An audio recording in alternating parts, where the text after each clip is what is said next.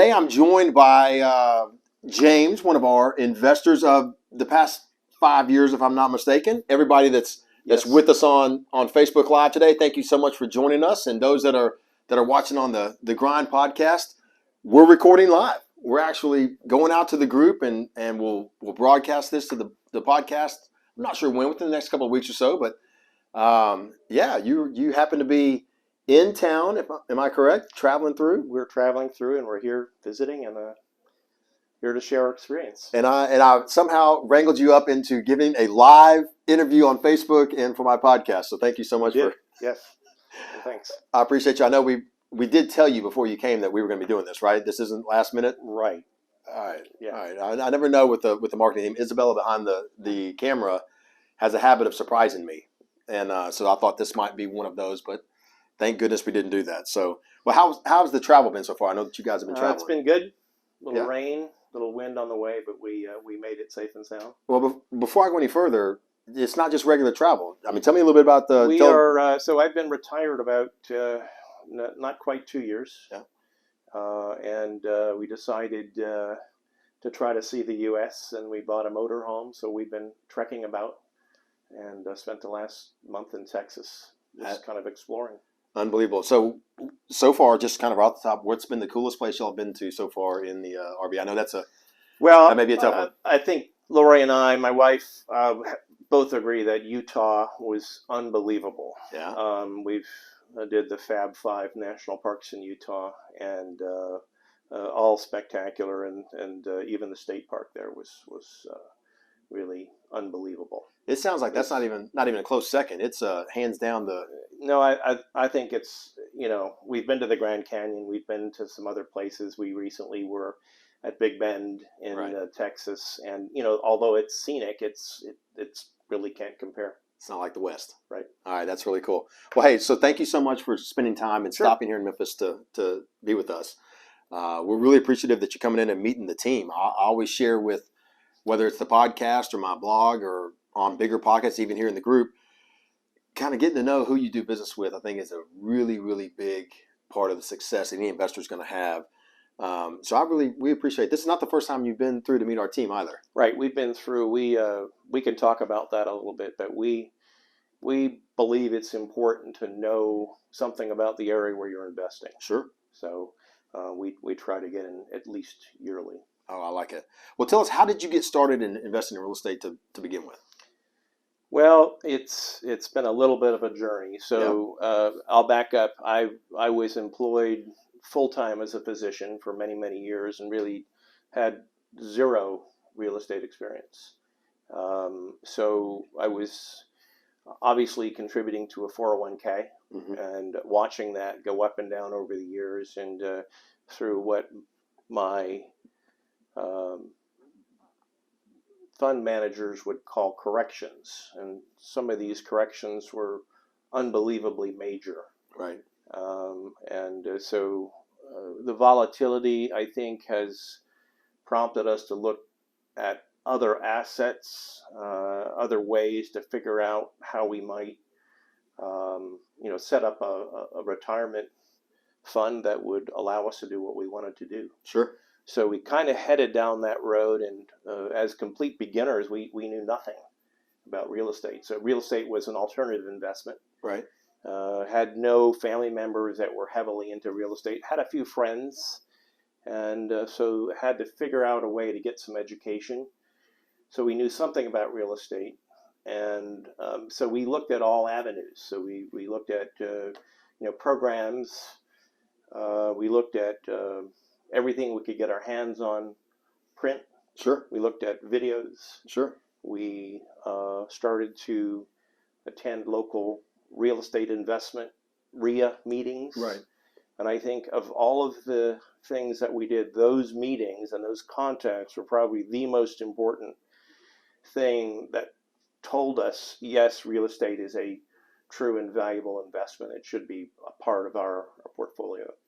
Now, was that because it wasn't something online, it wasn't some video you're watching, but it was sitting down with somebody face to face? Yeah, I think that was invaluable. I mean, we sat in I guess it was almost a classroom session. There were rows, and we all sat next to each other, and probably the presentations were nice, but it was the talking to other investors like myself who had been down the same journey and knew a whole lot more than I did. Right.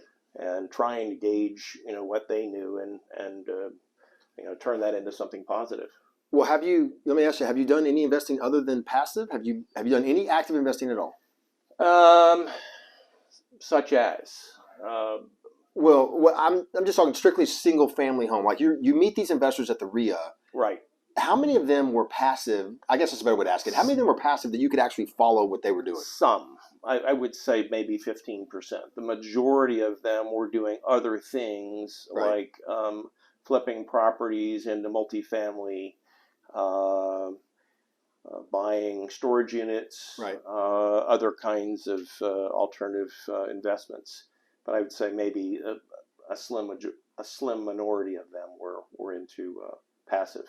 So how did you come around from there to buying turnkey real estate? Because were there turnkey real estate investors in there? There were some presentations, and, Okay. and we heard about some of them, and we actually looked at some local turnkey investors in the Knoxville area, but didn't really get a good feel for that. Sure. They weren't a setup where you'd go in and they would help you with all phases.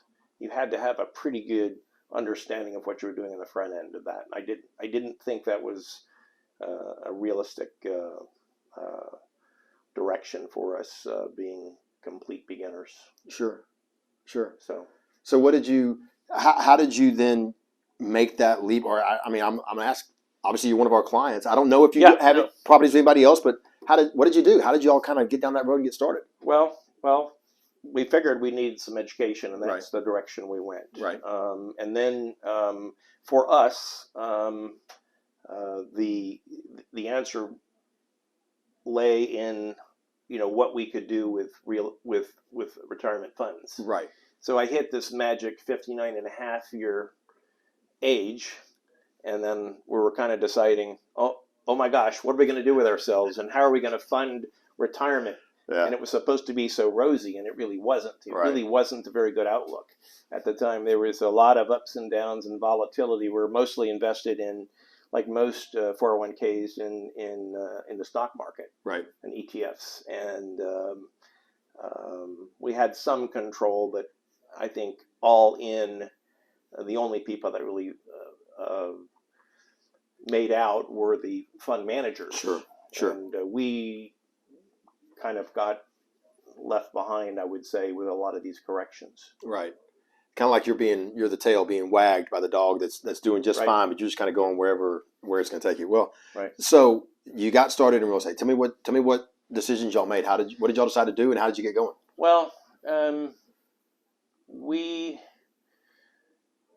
for us, we made a calculation that single family homes was probably the safest investment. Right. So then we had to identify a turnkey provider. Right. And we located you. Right. And then we had to figure out. Feel free to say no, but you probably read my book, right? Are you kidding me? No, you're kidding. I read some of your books. I'm teasing. I'm teasing. Yeah, I think that came later, actually. All right. So you found us not through the turnkey revolution, which is perfectly fine, but you found the company, and then what did you think? How'd you go? Well, we had to figure out a way to set it up and a structure. Right. So I think that's the hard part. Of course. Trying to set up where you're protected from litigation, protected from all other kind of forces that went to. Especially with retirement funds. Yes. I mean, that's really important at that point. It's really important. Right. And so we did find a group that was helping in that regard, and went down that road, and we decided to go halfsies the first year because we didn't really want to make a huge mistake. Right. So we liquidated 1/2 of my retirement funds, poured that into a custodial 401 group. Yes. They helped us set up special purpose LLCs who could then purchase and hold title for real estate. Right. And we thought that was the best structure to go forward.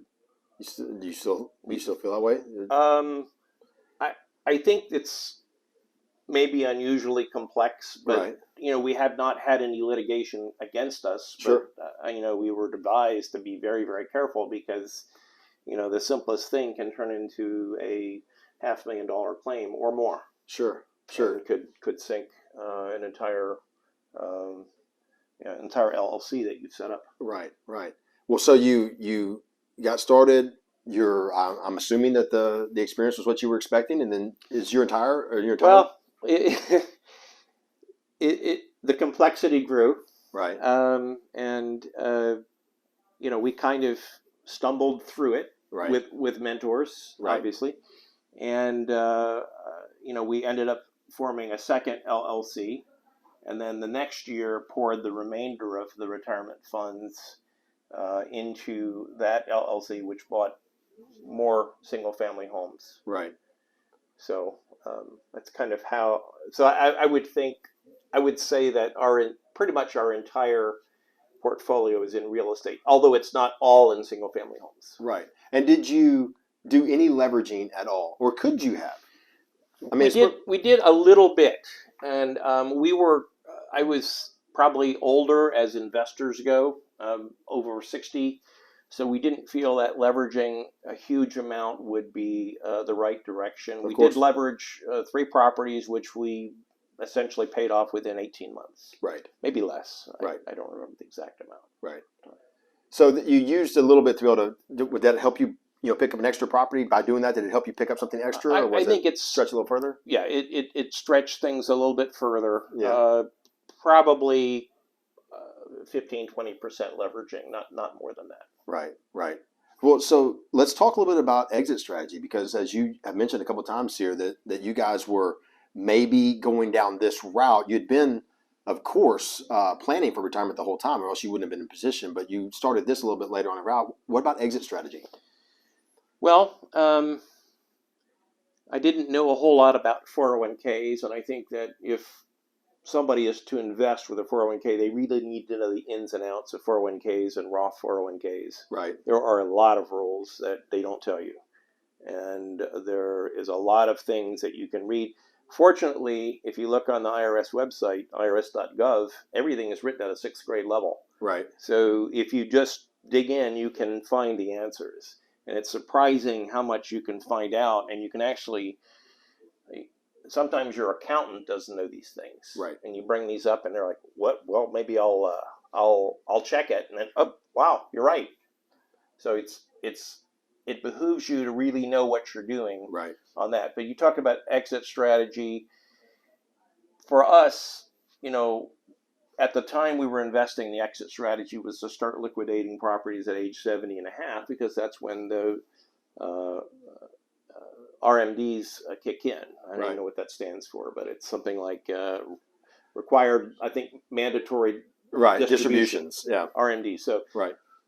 There's this. You have to know when that kicks us. That's since been modified to age 72, and I read yesterday in the Wall Street Journal that that's going to be changed probably to age 75. Right. Keep going. Yeah. So we'll see. All right. So look, has the experience been such that you might not even might just keep right on going down the road you're going? How are they? Well, I think you have to understand why you're in the game. Sure. For us, it was not. We made a decision early on. It was not about appreciation. Right. We were not trying to buy and sell properties and gather in the appreciation. It was strictly cash flow. Right. It was strictly rental income. Right. And that was the goal. And from a standpoint, I want to make sure that I'm real clear with this for anybody watching, that it wasn't, because I love the way you just said it was the rental income. Now, we said cash flow, but really your whole point was to own these outright and to capture the full rent. Correct. Yeah. We wanted to leave our nest egg alone, and we wanted to be able to live on the rent. Correct. And that was our strategy. There's a lot that's lost, believe me, on especially newer investors who and I'm going to say we, because I was this person at one point, get caught up in cash flow, and don't always understand exactly what that means. Because for me, it's not necessarily about cash flow; it's how quickly can I capture all of the rent. Correct. You know, how quickly can I own this property outright? If I use leverage to acquire, great, but I'm still the single biggest expense I'm going to have is the right to borrow, the interest I pay. So as quickly as I can get rid of that, I'm capturing all the rent. It's really what I heard you say a second ago, that the purpose of this was you wanted to keep the nest egg the way it was and capture the greatest amount of income you could. Right. Other people might have a different Sure. take on that and may want to expand their portfolio and, go in that direction. But for us, being older, our strategy was simply to gather the rent, and that would be our living income. Right. Well, I'll tell you, it was interesting because I was going to ask you about advice, and I don't know if you have any additional advice. It seems like this whole thing has been advice. It's been fantastic for anybody watching or listening about there's a lot to do if you're going to use these types of I think entities. Maybe a couple of things we've learned along the way that I could pass on. I think probably number one would be to know something about real estate. You do not have to be an expert to be in turnkey rentals, but you have to understand what an asset is and does. Right. And you have to treat it just like that, an asset. It's a thing. Yeah. It's not something to go and visit. It's just there to make you money. So you have to understand that. Number two, I think you have to really, if you buy within a 401k or a Roth or any kind of retirement structure, you have to understand all of the different restrictions that are placed on you, because there are many. Right. And it plays right into your exit strategies too, because it limits in some cases, or it may expand what you can and can't do, or when you can do it. Probably number three, you have to have some idea of whether you're going to go for appreciation or whether you're just going to go for rent or some other unusual tax strategy to capture, some tax benefit. Right. Which some investors do, but we're not that sophisticated. Well, there are a lot that do that, and sometimes whether it's sophistication or not, it's just the particular. Sometimes it's how far along are they in their in their journey. But I think that you need to understand the different kinds of rentals. You need to know something about multifamily. Sure. You need to know something about single family. You need to know something about commercial, which we kind of got out of. You didn't ask me about that, but we have had some funding in commercial, and we exited that at the beginning of COVID because we were worried that was not heading the right direction, and I think it's played out correctly. Good. Perfect. That's what I was going to ask. In hindsight, are you glad you did hindsight, that? I think we're glad we exited commercial. That's good. And the commercial we had was a very small portion of our portfolio. Well, there's so many investors, especially that are in the group that are watching, that we do have a large group of investors that diversify across different things. Single family, it's a cliche to say that investors start single family, then they go multifamily, then they get to commercial. I mean, it may feel nice and as a simple trajectory to go, but some will never get there, and some start with want to go to another. But it's very interesting to hear from you as an investor who's done more than just single family. Yeah. Well, we've actually done some hard money lending. Yeah. And actually, of all of the things that we've done, that has been the easiest and the least complicated that we've done. And imagine that. It's the most gratifying. Giving somebody else money and getting it back. There's not a lot of things. There's things that can go wrong. Sure. But there's not a lot of paperwork, and there's not a lot of restrictions and all of these third parties that have qualifications that you have to meet, et cetera, et cetera. Sure. So there is some give and take, and if you go through your 401 custodian, there's paperwork. Right. And but once you learn how to do that a few times, it's been That's pretty neat. Pretty neat. I'm like, wow, I should be doing more of this. Well, look, you're not the first one to have had that thought either, and we do. Like I've done that in the past as well. I mean, lending is something that sometimes I love the way you put it too, because it can be very gratifying because it's generally short term. It's short term, and I love getting that check mailbox. It's mailbox money in the Right. true sense. Right. I mean, Right. it's you don't have all of the, and we didn't talk about it, but there are things that your listeners need to know when you say it's passive investing. That is a true misnomer. Well, it is. We need to talk about that. Yeah. Well, for us, the way we define passive investing is that you've got the heavy lifting, the things that are the most I think difficult the heavy in the process. lifting's out, but it's still not truly completely passive. Well, it's like, I don't know if you've seen some of the videos I've done or even read some of the, well, it's in the book. You cannot be passive about your passive investments. There is an amount of time every month you must put into the success of your portfolio. And that could be... And it's like running a business. That's right. And you have to be diligent about it, and you have to be... You have to have the... the diligence to go and verify and validate that these neighborhoods you're investing in are headed the right direction. Sure. I mean, that is, and especially if it's out of town.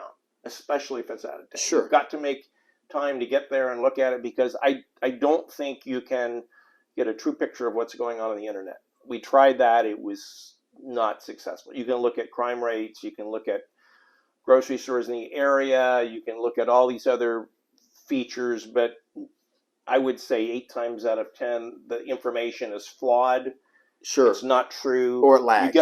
Or it lags. You get on the ground and it's different. Sure. And that's a problem. Sure.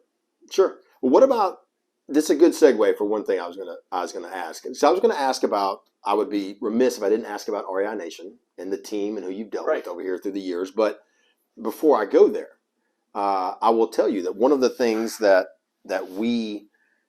I personally find quite often, because I have to get on the line with our clients, and I want to be in kind of the face of the company. I want to be out there. I love speaking. I love talking. I love making sure that everything's going kind of the way that investors expect things to go. And when there are issues, and there, of course, with any company, there's issues. You can't make 100% of the people happy 100% of the time, but it almost always comes down to a lack of engagement. It almost always comes down to not getting into the portal and checking a statement, not looking to see at every charge and making sure there wasn't an additional charge or a double charge, or because we are human. I mean, we're perfectly capable of making mistakes, or there was not taking a customer service phone call. You just brought up a big one. I didn't go look at, I didn't take the time to go look at who I was going to be doing business with in the eye. And so therefore, I don't really know anything more than somebody told me this was a good investment, and I started buying houses. I don't know if you remember, Chris, but we came to visit you before I made any investments in you. Oh, yeah. Do you remember that? And you looked at me like I was crazy. Not crazy. You looked at me kind of side-eye like, wow. You're doing what you're supposed to do. I'm like, but I've never done that. I've never done business in 7 figures before sitting down with somebody and looking them in the eye. Of course. Because I just felt that was so odd to hand over a lot of money to people you've never met. So 50% of the people that we do business with, and the number's probably a little bit high. But I don't have the data in front of me, so I don't want to put an exact number on it. But greater than half the people that we do business with not only have they not seen the home, which I don't have an issue with as an investor, provided you do the right things. Right. But they haven't met us face to face, which is okay. Yeah, well, but it's not a strategy that we recommend. We always recommend come in. The offices are open. Come, I think let's it's a generational thing. We can talk about that, but I think it's mostly a generational thing. I kind of old school. Yeah. I would rather meet somebody face to face and do texting back and forth. Well, we're all over the face to face thing. It really makes us happy when we get the chance to meet investors. So I think that's purely generational. Well, anything that you want to add as we start to wrap up? Unfortunately, we're about out of time here. But anything you want to add for the REI Nation team? I know this is the podcast for the grind, and I'm not looking for I'm not looking for the REI Nation plug. But Yeah, I know that you. I think your investors need to know a couple of things. Number one, this is a company with high integrity. I mean, if you I come appreciate here, that. you're going to get exactly what you think you're going to get. Number two, I think you mentioned engagement, but I think the engagement and the communication go a long way to smooth over. There are going to be little feathers that are ruffled along the way, and I Sure. think Cindy always calls me. She always uses the sandwich technique. She gives me good news, a little bit of bad news, and then some more good news. So it's usually Of a little course. bit smooth, but you're going to get integrity and you're going to get communication, which are both extremely important Well, I for an appreciate investor. you mentioning Cindy because anybody that knows us knows that we may be the face and the front and center, but without the 100+ team members that we have here today, and people like Cindy who've been with us for over a decade, Yeah. this doesn't happen without the team. Well, it's nice to have a person. If it's not Cindy, it's some other person that is your point person. Right. That if you have a problem, you call or leave a message, and she'll get back to you within. It's within 24 hours, almost always. Right. So that's been a very, very good experience for us.